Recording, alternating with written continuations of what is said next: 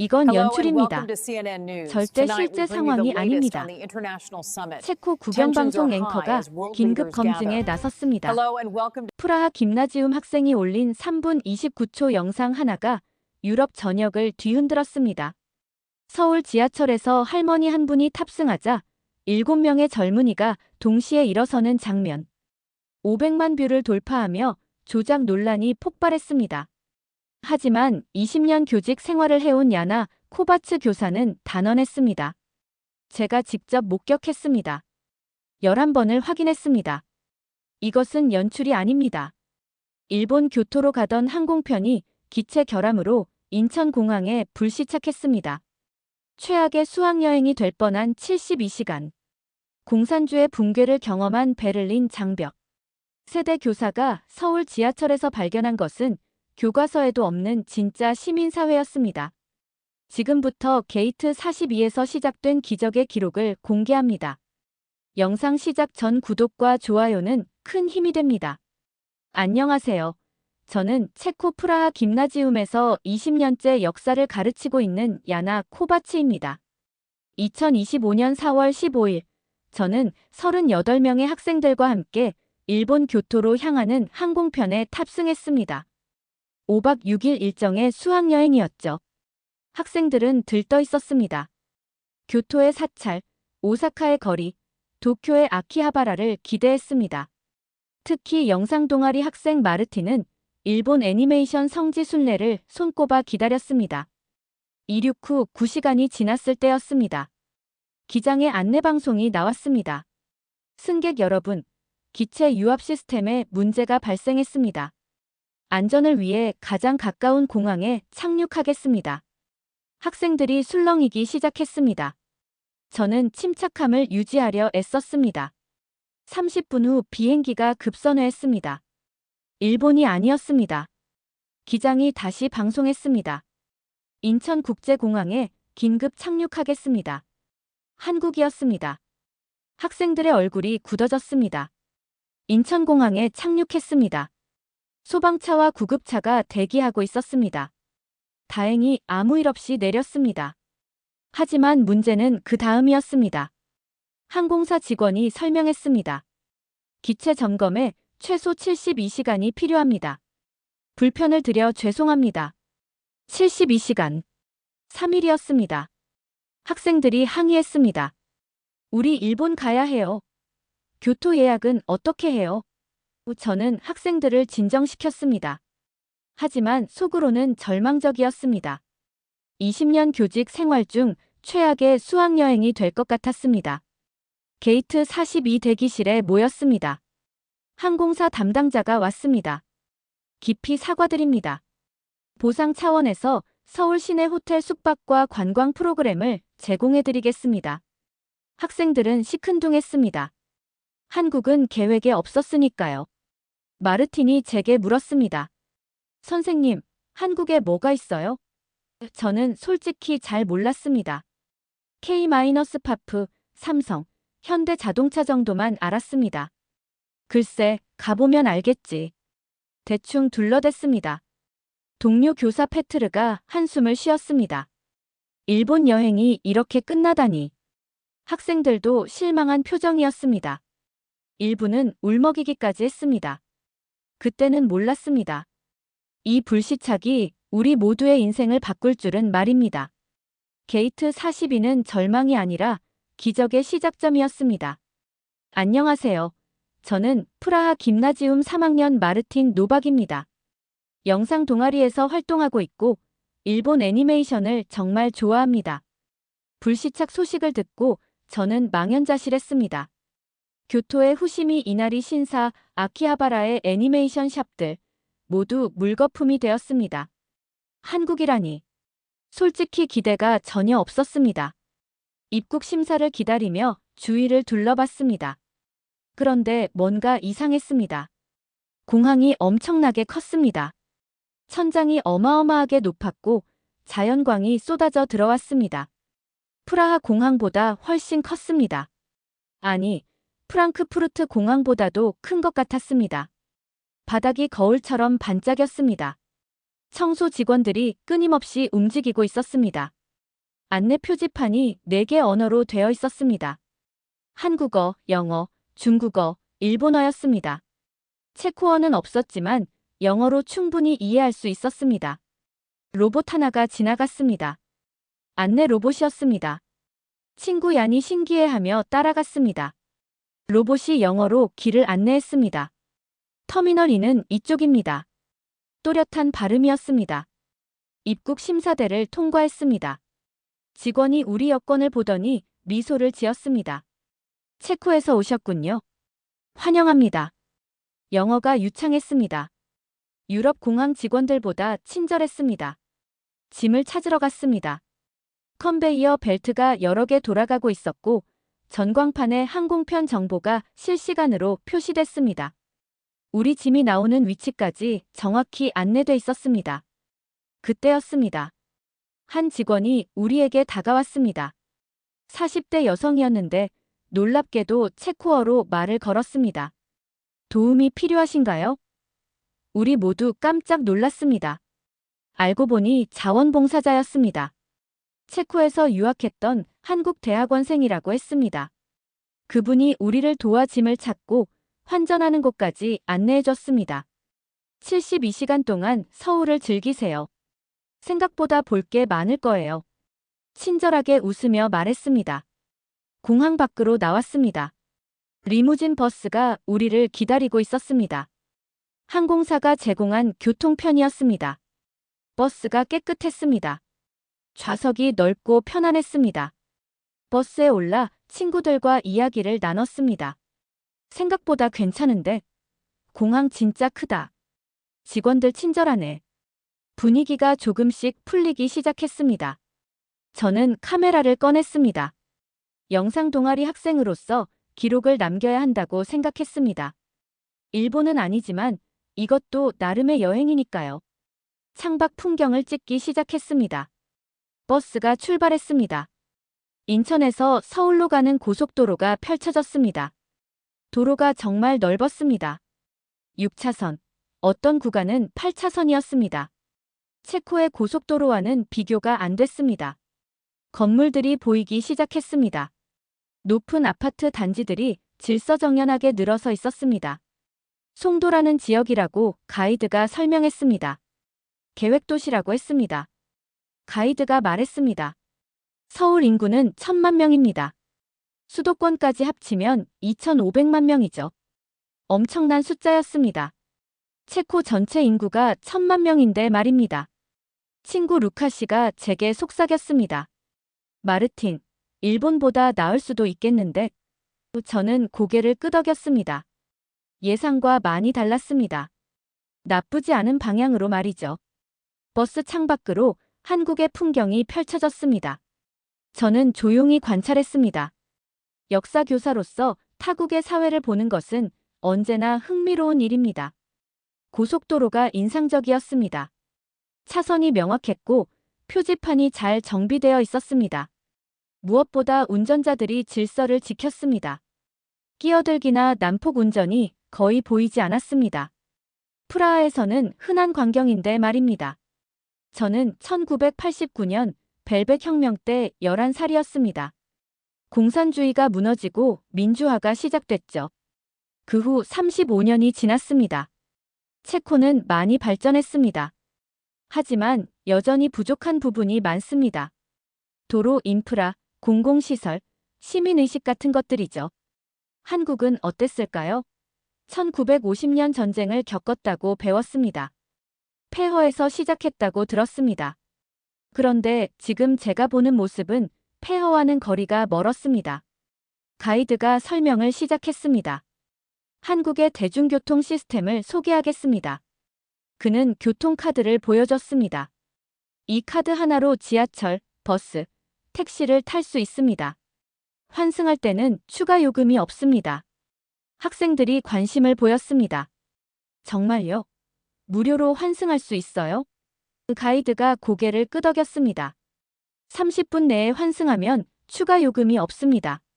지하철에서 버스로, 버스에서 지하철로 자유롭게 갈아탈 수 있습니다. 프라하에서는 상상하기 힘든 시스템이었습니다. 우리는 지하철과 버스 요금을 따로 냅니다. 환승 할인 같은 건 없습니다. 한강이 보이기 시작했습니다. 넓은 강이었습니다. 다리가 여러 개 걸쳐 있었습니다. 강변에는 공원이 조성되어 있었고 자전거 도로가 보였습니다. 사람들이 운동하고 산책하고 있었습니다. 한강 다리는 모두 31개입니다. 가이드가 말했습니다. 서울 시민들의 중요한 생활 공간이죠. 저는 불타바 강을 떠올렸습니다. 프라하의 자랑이죠. 하지만 한강의 규모는 비교가 안 됐습니다.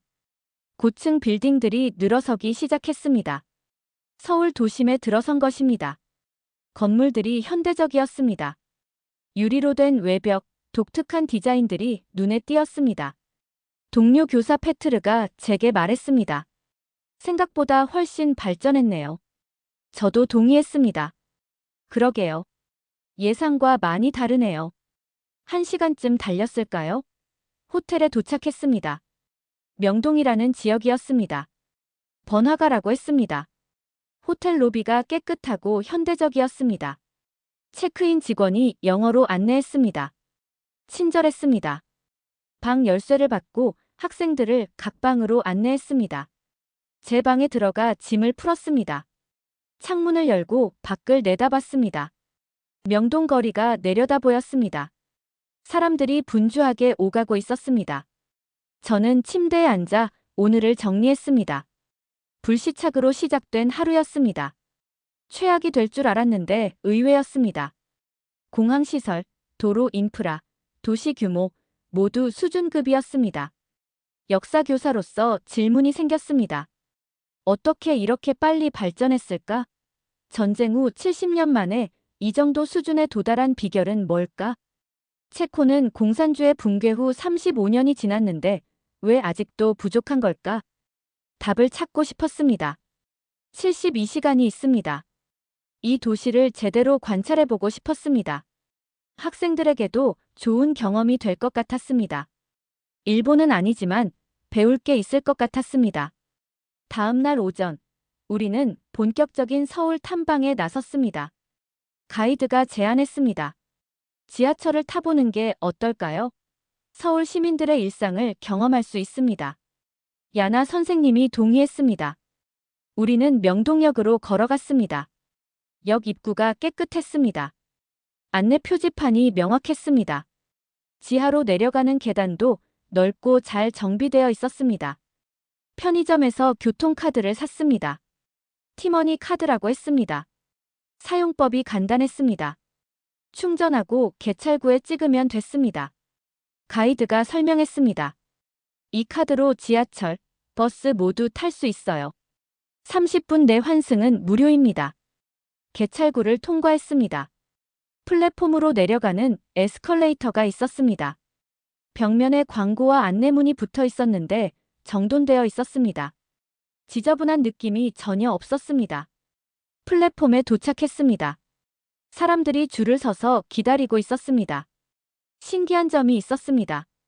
바닥에 표시가 되어 있었습니다. 전철 문이 열릴 위치에 맞춰 두 줄로 서 있었습니다. 프라하 지하철에서는 볼 수 없는 광경이었습니다. 우리는 그냥 플랫폼 가장자리에 모여 있다가 문이 열리면 우르르 탑니다. 여기는 달랐습니다. 질서가 있었습니다. 전광판에 열차 도착 정보가 표시됐습니다. 2분 30초 후 도착 실시간이었습니다. 얼마나 기다려야 하는지 정확히 알 수 있었습니다. 친구 얀이 말했습니다. 프라하에도 이런 거 있으면 좋겠다. 2분 30초 후 정확히 전철이 들어왔습니다. 스크린 도어가 열렸습니다. 안전장치였습니다. 사람들이 먼저 내렸습니다. 타려는 사람들은 기다렸습니다. 모두 내린 후에야 승차했습니다. 우리도 탔습니다. 전철 안이 깨끗했습니다. 좌석이 파란색과 회색으로 구분되어 있었습니다. 파란색 좌석에는 노약자 표시가 있었습니다. 노약자석이었습니다. 안내방송이 나왔습니다. 한국어, 영어, 중국어, 일본어 순서였습니다. 다음 역 안내가 정확했습니다. 전광판에도 노선도가 표시됐습니다. 현재 위치를 한눈에 알 수 있었습니다. 저는 카메라를 꺼냈습니다. 전철 내부를 촬영하기 시작했습니다. 깨끗한 바닥, 넓은 손잡이, 안내 화면들을 담았습니다. 이게 바로 선진국의 대중교통이구나 싶었습니다. 다음 역에서 사람들이 더 탔습니다. 출근 시간이 지나서인지 그렇게 붐비지는 않았습니다. 하지만 좌석은 거의 찼습니다. 서 있는 사람들도 많았습니다. 그런데 이상한 점을 발견했습니다. 노약자석 몇 개가 비어 있었습니다. 파란색 좌석이었습니다. 서 있는 젊은 사람들이 많은데도 그 자리는 비어 있었습니다. 친구 루카 씨에게 속삭였습니다. 저기 자리 비었는데 왜 안 앉지? 루카 씨도 고개를 갸우뚱했습니다. 모르겠는데. 노약자석이라서 그런가? 프라하에서는 상상하기 힘든 광경이었습니다. 우리는 노약자석이 있긴 하지만 젊은 사람들도 앉습니다. 노약자가 오면 양보하는 시기죠. 하지만 여기는 아예 앉지 않았습니다. 몇 정거장을 더 갔습니다. 시청역에서 노인 한 분이 타셨습니다. 70대쯤 되어 보였습니다. 그 순간 놀라운 일이 벌어졌습니다. 일반 좌석에 앉아있던 젊은 사람 3명이 동시에 일어났습니다. 3사람 모두 노인을 향해 손짓했습니다. 여기 앉으시라고 자리를 권했습니다. 노인이 감사하다며 한자리에 앉았습니다. 자리를 양보한 3사람은 자연스럽게 손잡이를 잡았습니다. 저는 그 광경을 보며 충격을 받았습니다. 한 명도 아니고 3명이 동시에 일어났습니다. 마치 약속이라도 한 것처럼 자연스러웠습니다. 주변 사람들도 특별히 주목하지 않았습니다. 당연한 일인 것처럼 말입니다. 카메라를 다시 꺼냈습니다. 이 장면을 기록하고 싶었습니다. 챕터 5 3분 29초의 기적. 오후 6시였습니다. 우리는 다시 지하철을 탔습니다. 홍대 입구역에서 2호선에 올랐습니다. 이번에는 출퇴근 시간이었습니다. 사람들이 정말 많았습니다. 학생들 대부분이 서야 했습니다. 저도 손잡이를 잡고 섰습니다. 차 안이 꽉 찼습니다. 하지만 여전히 질서는 유지됐습니다. 큰 소리로 떠드는 사람도 없었고 통화하는 사람도 없었습니다. 신기한 광경이 또 있었습니다. 이렇게 혼잡한데도 노약자석은 비어 있었습니다.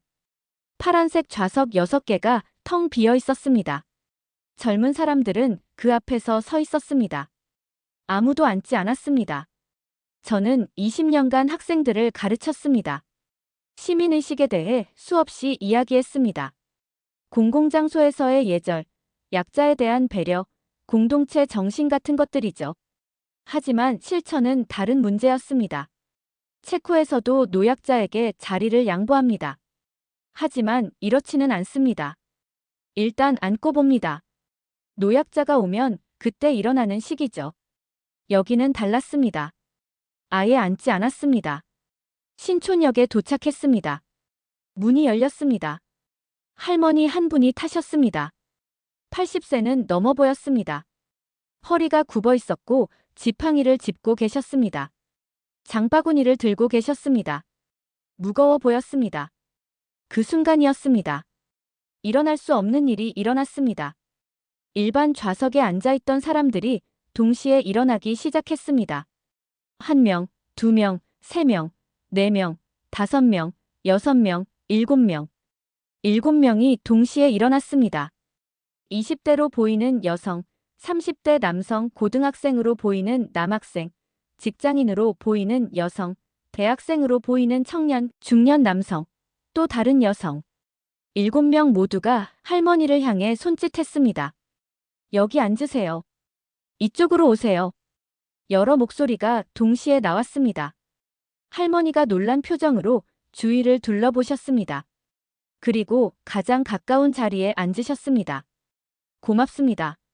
작은 목소리로 감사 인사를 하셨습니다. 자리를 양보한 7명은 아무렇지 않게 손잡이를 잡았습니다.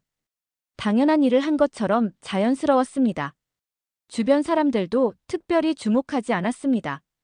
일상적인 풍경인 것처럼 말입니다. 저는 그 광경을 보며 가슴이 뭉클해졌습니다. 눈물이 났습니다. 참으려 했지만 참을 수 없었습니다. 20년 교직 생활 중 가장 강력한 수업이었습니다. 어떤 교과서도, 어떤 강의도 이만큼 감동적이지 않았습니다. 1989년 공산주의가 무너졌을 때 우리는 자유를 얻었습니다. 하지만 동시에 공동체를 잃었습니다. 사회주의는 강제로 평등을 만들었습니다. 그게 무너지자 각자 도생이 시작됐습니다. 자유시장 경제와 함께 이기심도 커졌습니다. 35년이 지난 지금 체코는 어떤가요? 경제는 성장했습니다. 하지만 공동체 의식은 약해졌습니다. 지하철에서 노약자가 서 있어도 젊은이들은 스마트폰만 봅니다. 양보하는 사람이 없는 건 아니지만 드뭅니다. 한국은 달랐습니다. 강제가 아니었습니다.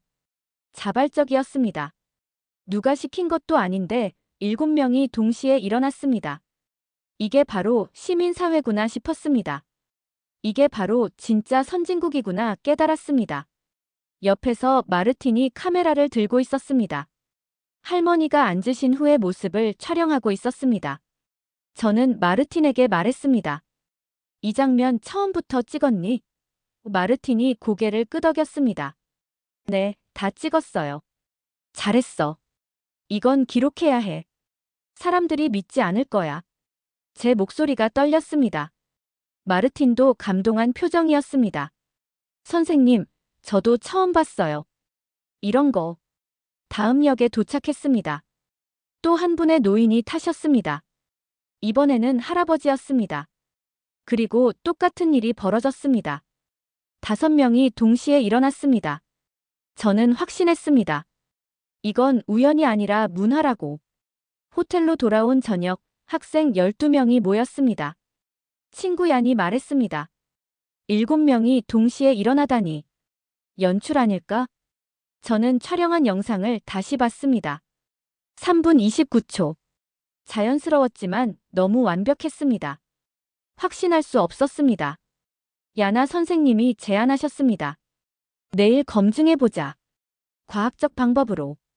다음 날 우리는 349호선을 타보기로 했습니다. 시간대도 다르게 했습니다. 4호선에서 할아버지 한 분이 타셨습니다. 5명이 동시에 일어났습니다. 9호선에서는 할머니 2분께 11명이 일어났습니다. 그날 총 11번을 탔습니다. 노인이 탑승한 11번 모두 같은 패턴이었습니다. 얀이 말했습니다. 미쳤다. 진짜 문화구나. 홍대 입구역에서 한국 고등학생을 만났습니다. 저는 물었습니다. 자리 양보하는 거 당연한 건가요? 학생이 고개를 끄덕였습니다. 당연하죠. 어릴 때부터 배웠어요. 부모님도 그러셨고 선생님도 그렇게 가르치셨어요. 저는 깨달았습니다. 이건 교육이었습니다. 그래서 문화가 된 것이었습니다. 마지막 날 경복궁을 방문했습니다. 인사동 찻집에서 한 학생이 당황했습니다. 친구들이 화장실 갔다가 안 보여요. 옆 테이블 한국 대학생이 먼저 일어났습니다. 제가 도와드릴까요? 30분 후 친구들을 찾아왔습니다. 당연한 거죠.